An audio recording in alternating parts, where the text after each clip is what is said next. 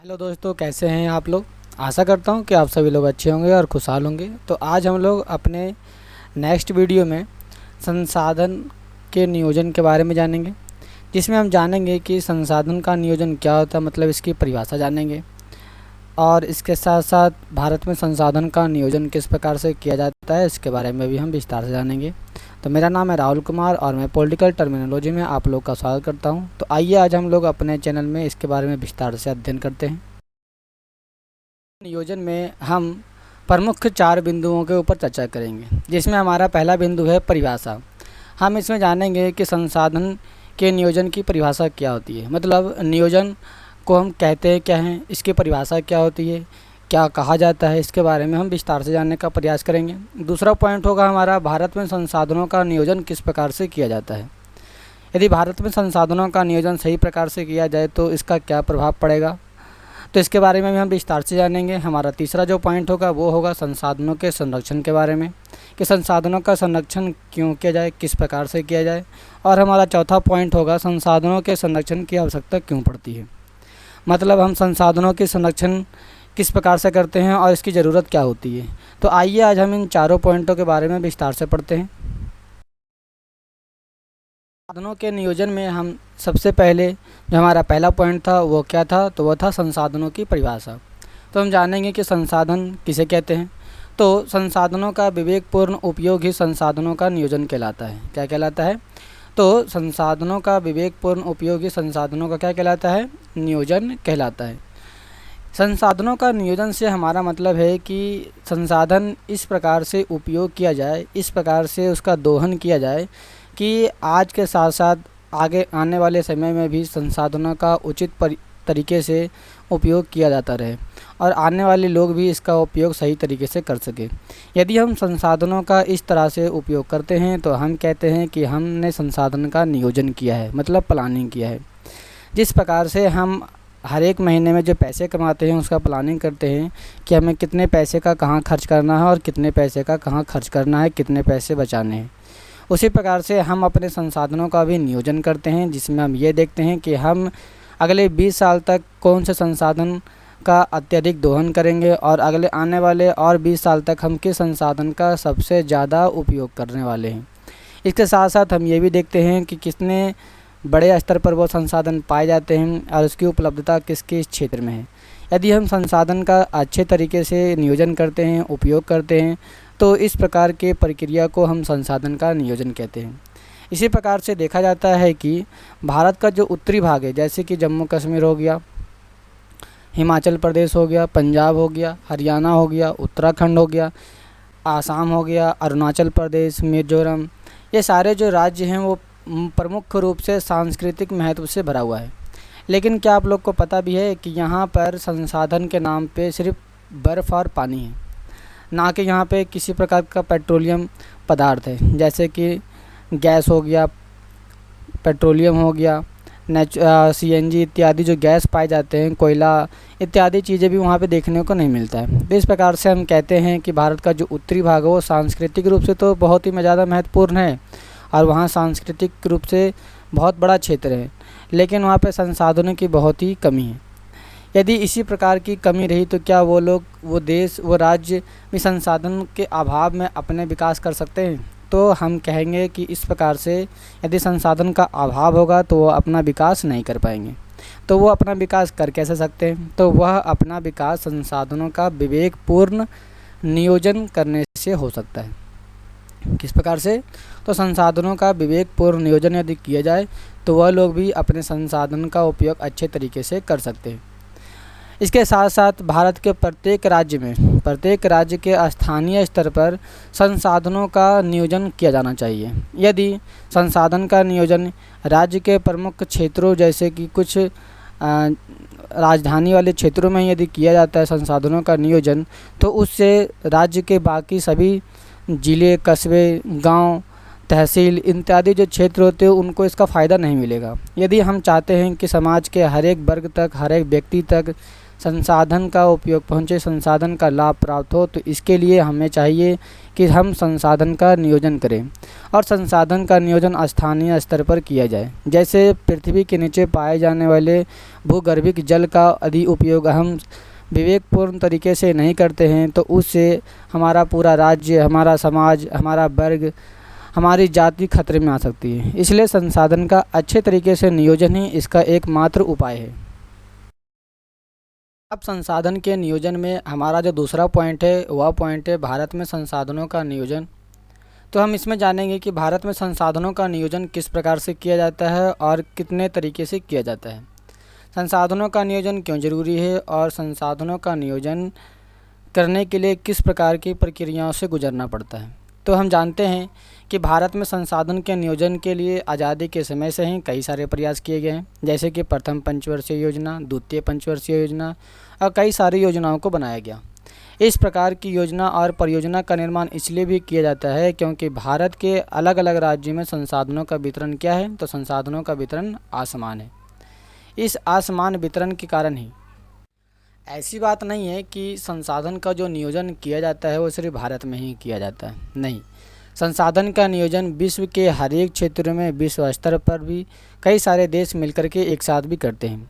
इसी में हमारा जो आगे चल के कई सारे बिंदु हैं, जैसे कि प्रथम पृथ्वी सम्मेलन जो रियो डी जेनेरियो में हुआ था, उसके बाद एजेंडा 21, ये सारे जो प्रयास किए गए और इसके साथ साथ पेरिस सम्मेलन, ये सारे जो प्रयास किए गए हैं, ये सारे सम्मेलन प्रयास इसलिए किए जाते हैं ताकि हम संसाधनों का नियोजन कर सकें।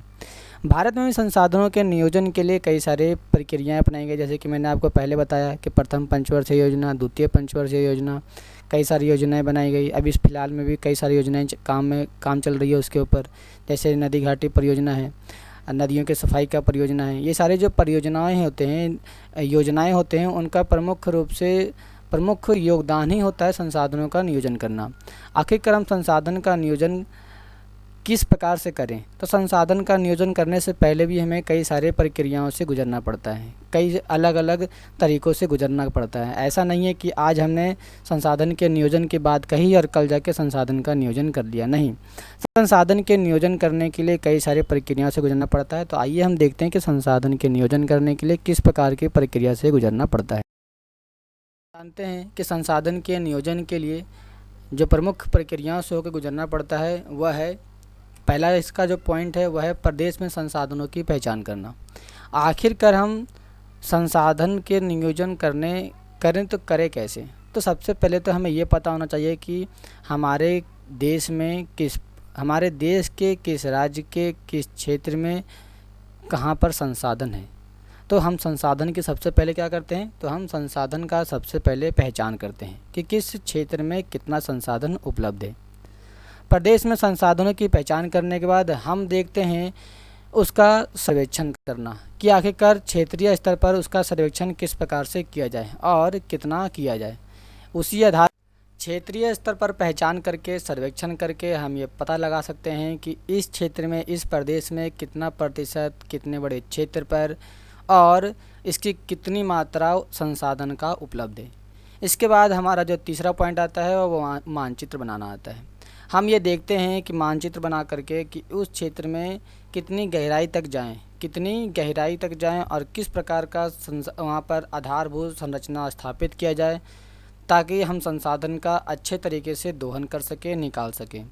और इसके साथ हमारा अगला पॉइंट आता है वो संसाधनों की गुणवत्ता एवं मात्रा का अनुमान लगाना। इसके साथ साथ अनुमान लगाने के बाद उसका मापन करने का भी काम आता है, जिसमें हम ये देखते हैं कि संसाधन की गुणवत्ता किस किस्म की है, वो अच्छे क्वालिटी की है, निम्न क्वालिटी की है या मध्यम क्वालिटी की है।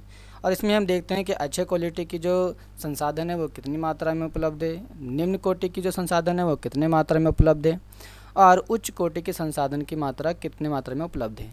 इसके साथ साथ उसका मापन करने के बाद हम उसका दोहन करने का काम करते हैं। तो संसाधनों के नियोजन की जो प्रक्रिया होती है वो काफ़ी जटिल होती है। इसके साथ साथ कई और भी कार्य हैं। हमारा जो अगला पॉइंट आता है वह है संसाधनों के लिए विकास की योजनाओं को लागू करना। यदि हम संसाधनों के बारे में विस्तार से जान लेते हैं तो संसाधनों के बारे में विकास जानने के बाद हमें उसके विकास के लिए, उसके दोहन करने के लिए, आवागमन के लिए एक संसाधन विकास की ज़रूरत पड़ती है। हम उसके विकास करना पड़ता है, उनका उसके लिए एक आधारभूत संरचना की स्थापना करनी पड़ती है, इंफ्रास्ट्रक्चर की स्थापना करनी पड़ती है, जिसके माध्यम से हम उसका दोहन कर सकते हैं, उसका उपयोग कर सकते हैं। और इस पूरे दोहन और उपयोग के लिए हमें इस योजनाओं को लागू करना पड़ता है। यदि आपको कोयला झारखंड से बिहार, दिल्ली, यूपी यहाँ तक लाना है तो इसके लिए आपको रेल मार्ग चाहिए, सड़क मार्ग चाहिए, शिप चाहिए, मतलब कि जहाज़ के माध्यम से या हवाई जहाज़ के माध्यम से चाहिए आने के लिए। तो ये सारे जो यहाँ से यहाँ तक लाने की जो प्रक्रिया है वो किसी न किसी साधन के माध्यम से ही हो सकता है। तो हम कहते हैं कि इसके लिए हमें विकास की योजनाओं को लागू करना बहुत ही ज़्यादा ज़रूरी है। इसके बाद जो हमारा पॉइंट आता है वो तकनीकी योग्यता और संस्थाओं के ढांचा तैयार करना। मतलब यदि हमारे पास बेहतर तकनीक ना हो, उसको काम करने के लिए अच्छे योग्य लोग ना हो और उसका रेगुलेशन करने के लिए, नियंत्रण करने के लिए एक ढांचा ना हो, एक संस्था ना हो, तो ऐसी स्थिति में किसी भी प्रकार के संसाधन का अच्छे तरीके से उपयोग नहीं किया जा सकता। यदि हमें संसाधन का अच्छे तरीके से उपयोग करना है तो हमारे पास बेहतर तकनीक होनी चाहिए, अच्छे कुशल लोग होने चाहिए और योग्यतापूर्ण होने चाहिए, ताकि वो अच्छे तरीके से खदानों से माल को निकाल सके, संसाधनों को निकाल सके। और इसके पूरे नियंत्रण के लिए एक संस्थान, मतलब एक इंस्टीट्यूशन की बहुत ही ज़्यादा ज़रूरत होती है। और इस इंस्टीट्यूशन के लिए, इस पूरे तकनीक के लिए एक ढांचा बनाना बहुत ज़रूरी होता है। यदि इस प्रकार के हमारे पास आधारभूत संरचना है, तकनीक है, संस्थान है, योग्यता है, तो हम कहेंगे कि हम इस प्रकार के संसाधन का उपयोग आसानी से कर सकते हैं।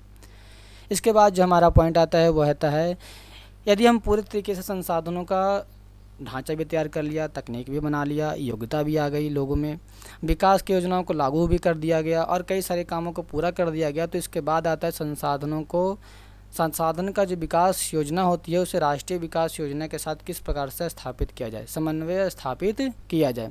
यदि हम इन दोनों में, मतलब संसाधन विकास योजना और राष्ट्रीय विकास योजना में अच्छे तरीके से समन्वय स्थापित नहीं कर पाते हैं तो उस संसाधन का पूरे देश स्तर पर, पूरे विश्व स्तर पर अच्छे तरीके से दोहन नहीं हो पाएगा। और यदि इस प्रकार से अच्छे तरीके से दोहन नहीं हो पाएगा तो दोहन नहीं होने के कारण हमारे जो संसाधन की लागत होती है वो घट जाएगी, लागत बढ़ जाएगी। लागत बढ़ने से हमारे जो वो माल होता है, वो संसाधन होता है, वो महंगा हो जाएगा और महंगा होने के कारण बाज़ार में बहुत ही महंगा बिकेगा, जिससे कम करने के लिए हमारे पास बेहतर तकनीक होनी चाहिए, योग्यता होनी चाहिए, संस्थान होने चाहिए और इन सब के साथ साथ राष्ट्रीय विकास योजना के साथ समन्वय स्थापित होना चाहिए। तो इन सब से आपको पता चलता है कि संसाधन का जो नियोजन होता है वह एक जो प्रक्रिया है वो काफ़ी जटिल प्रक्रिया है। इस पूरी प्रक्रिया से गुजरने के लिए सरकार को कई चरणों से होकर गुजरना पड़ता है और कई सारे विधेयक इसके लिए पास करने पड़ते हैं। तो मुझे आशा है कि आप लोग को जो संसाधन का नियोजन है, भारत में संसाधन का नियोजन, इसकी परिभाषा है, आपको अच्छे तरीके से याद हो गया होगा।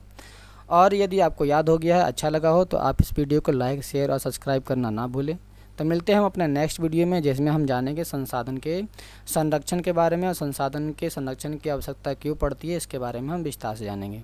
इस वीडियो को मैंने लंबा इसलिए नहीं खींचा है क्योंकि ये उस दोनों को पूरा इसलिए नहीं किया ताकि वीडियो लंबा हो जाएगा, तो हम उसको नेक्स्ट वीडियो में कवर कर लेंगे। तो चलिए हम नेक्स्ट वीडियो में देखते हैं उसके बारे में विस्तार से। हमारा जो अगला पॉइंट आता है वह है संसाधनों के लिए विकास की योजनाओं को लागू करना। यदि हम संसाधनों के बारे में विस्तार से जान लेते हैं तो संसाधनों के बारे में विकास जानने के बाद हमें उसके विकास के लिए, उसके दोहन करने के लिए, आवागमन के लिए एक संसाधन विकास की ज़रूरत पड़ती है। हम उसके विकास करना पड़ता है, उसके लिए एक आधारभूत संरचना की स्थापना करनी पड़ती है, इंफ्रास्ट्रक्चर की स्थापना करनी पड़ती है, जिसके माध्यम से हम उसका दोहन कर सकते हैं, उसका उपयोग कर सकते हैं। और इस पूरे दोहन और उपयोग के लिए हमें इस योजनाओं को लागू करना पड़ता है। यदि आपको कोयला झारखंड से बिहार, दिल्ली, यूपी यहाँ तक लाना है तो इसके लिए आपको रेल मार्ग चाहिए, सड़क मार्ग चाहिए, शिप चाहिए, मतलब कि जहाज़ के माध्यम से या हवाई जहाज़ के माध्यम से चाहिए आने के लिए। तो ये सारे जो यहाँ से यहाँ तक लाने की जो प्रक्रिया है वो किसी न किसी साधन के माध्यम से ही हो सकता है। तो हम कहते हैं कि इसके लिए हमें विकास की योजनाओं को लागू करना बहुत ही ज़्यादा ज़रूरी है। इसके बाद जो हमारा पॉइंट आता है वो तकनीकी योग्यता और संस्थाओं के ढांचा तैयार करना। मतलब यदि हमारे पास बेहतर तकनीक ना हो, उसको काम करने के लिए अच्छे योग्य लोग ना हो और उसका रेगुलेशन करने के लिए, नियंत्रण करने के लिए एक ढांचा ना हो, एक संस्था ना हो, तो ऐसी स्थिति में किसी भी प्रकार के संसाधन का अच्छे तरीके से उपयोग नहीं किया जा सकता। यदि हमें संसाधन का अच्छे तरीके से उपयोग करना है तो हमारे पास बेहतर तकनीक होनी चाहिए, अच्छे कुशल लोग होने चाहिए और योग्यता पूर्ण होने चाहिए, ताकि वो अच्छे तरीके से खदानों से माल को निकाल सके, संसाधनों को निकाल सके। और इसके पूरे नियंत्रण के लिए एक संस्थान, मतलब एक इंस्टीट्यूशन की बहुत ही ज़्यादा ज़रूरत होती है। और इस इंस्टीट्यूशन के लिए, इस पूरे तकनीक के लिए एक ढांचा बनाना बहुत ज़रूरी होता है। यदि इस प्रकार के हमारे पास आधारभूत संरचना है, तकनीक है, संस्थान है, योग्यता है, तो हम कहेंगे कि हम इस प्रकार के संसाधन का उपयोग आसानी से कर सकते हैं। इसके बाद जो हमारा पॉइंट आता है वह आता है, यदि हम पूरे तरीके से संसाधनों का ढांचा भी तैयार कर लिया, तकनीक भी बना लिया, योग्यता भी आ गई लोगों में, विकास की योजनाओं को लागू भी कर दिया गया और कई सारे कामों को पूरा कर दिया गया, तो इसके बाद आता है संसाधन का जो विकास योजना होती है उसे राष्ट्रीय विकास योजना के साथ किस प्रकार से स्थापित किया जाए, समन्वय स्थापित किया जाए। यदि हम इन दोनों में, मतलब संसाधन विकास योजना और राष्ट्रीय विकास योजना में अच्छे तरीके से समन्वय स्थापित नहीं कर पाते हैं तो उस संसाधन का पूरे देश स्तर पर, पूरे विश्व स्तर पर अच्छे तरीके से दोहन नहीं हो पाएगा। और यदि इस प्रकार से अच्छे तरीके से दोहन नहीं हो पाएगा तो दोहन नहीं होने के कारण हमारे जो संसाधन की लागत होती है वो घट जाएगी, लागत बढ़ जाएगी। लागत बढ़ने से हमारे जो वो माल होता है, वो संसाधन होता है, वो महंगा हो जाएगा और महंगा होने के कारण बाज़ार में बहुत ही महंगा बिकेगा, जिससे कम करने के लिए हमारे पास बेहतर तकनीक होनी चाहिए, योग्यता होनी चाहिए, संस्थान होने चाहिए और इन सब के साथ साथ राष्ट्रीय विकास योजना के साथ समन्वय स्थापित होना चाहिए। तो इन सब से आपको पता चलता है कि संसाधन का जो नियोजन होता है वह एक जो प्रक्रिया है वो काफ़ी जटिल प्रक्रिया है। इस पूरी प्रक्रिया से गुजरने के लिए सरकार को कई चरणों से होकर गुजरना पड़ता है और कई सारे विधेयक इसके लिए पास करने पड़ते हैं। तो मुझे आशा है कि आप लोग को ये जो संसाधन का नियोजन है, भारत में संसाधन का नियोजन, इसकी परिभाषा है, आपको अच्छे तरीके से याद हो गया होगा। और यदि आपको याद हो गया है, अच्छा लगा हो, तो आप इस वीडियो को लाइक, शेयर और सब्सक्राइब करना ना भूलें। तो मिलते हैं हम अपने नेक्स्ट वीडियो में, जिसमें हम जानेंगे संसाधन के संरक्षण के बारे में और संसाधन के संरक्षण की आवश्यकता क्यों पड़ती है, इसके बारे में हम विस्तार से जानेंगे। इस वीडियो को मैंने लंबा इसलिए नहीं खींचा क्योंकि ये उस दोनों को पूरा इसलिए नहीं किया ताकि वीडियो लंबा हो जाएगा, तो हम उसको नेक्स्ट वीडियो में कवर कर लेंगे। तो चलिए हम नेक्स्ट वीडियो में देखते हैं उसके बारे में विस्तार से।